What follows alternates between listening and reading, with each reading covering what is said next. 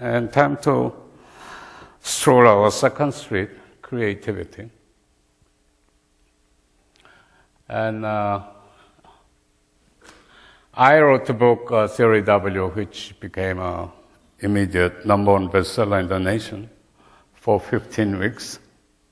And later publisher told me that he sent me over $2 million in the first 4 months period. And if that happened, people start think of funny things. They think I'm a smart guy. They think I'm creative, which is far from the fact. But since they keep asking me silly questions, how were you creative when you were primary school students? I was not. What were you dreaming during your college days? Are you kidding me? I was busy with homework, No time to worry about creativity. But since they keep asking me questions, I decided to spend some time. And I found out I made the operational definition of creativity. Hear this. See how you like it. At least in the engineering and business area, creativity is a very simple matter. It is a composition made of 2 abilities. First is ability to identify implicit need. Second is ability to supply identified needs. How do you like it? It's simple, isn't it? It's very hard to explain creativity. So if you come to that simple definition, things become somewhat easier.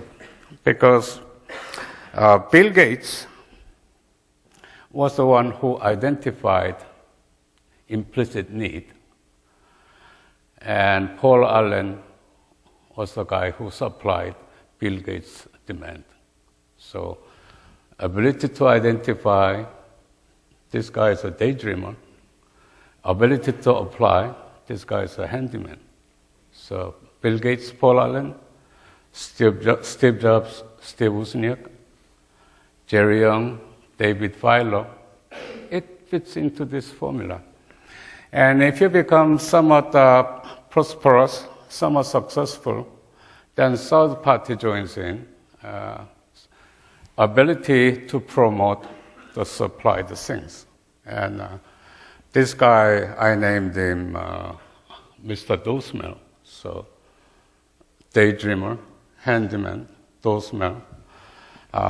It makes a trio to become creative. So, I'll give you good news.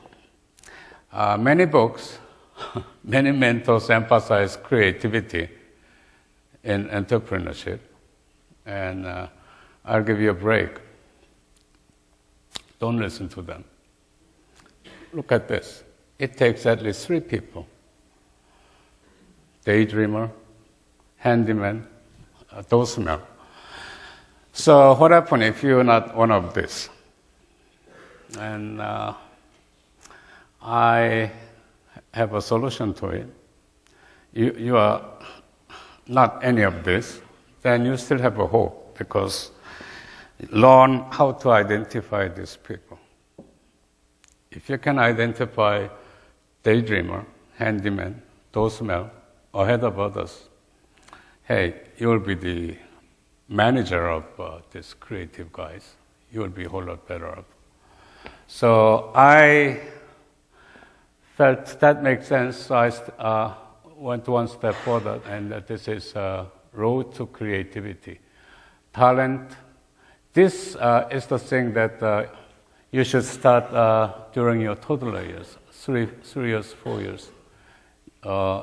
Creativity is a thing that you start very early. And if and only if you start it here, then having this recognition, sense of achievements, motivation, perhaps during primary school, you'll be in a mood to pursue these things. And having this in high school, you'll be doing these kind of things. In college, you are here. And after this, It's a very tightly designed process. You cannot jump from here to here directly. You have to follow this. You have to pay tolls. It takes some time. And if you only went through all these toll gates, then perhaps you'll meet a roadhouse called invention, and people will call you inventor. But my advice is stay away from inventor. You know why? Most inventors die poor. Entrepreneurs live rich. So why stay inventor? It'll ruin your life. So roadhouse, and after that, there are many more rest areas. What do you mean rest area? When do you drop in rest area, it implies you have a long way to go, right? If you're close to your home, you don't go to rest area. You directly go to your house. So this road to creativity is a tedious process. It takes time, and you have to pay dues. And if you reach here, some people will start calling you have a creative mind. So knowing this, what's in it for you?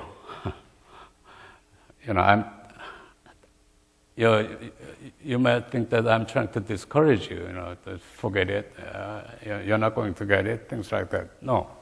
Use this chart to evaluate your potential creativity. And if you have more than 5 check marks, then chances are you'll become creative. If you're not, you have a better way to use this.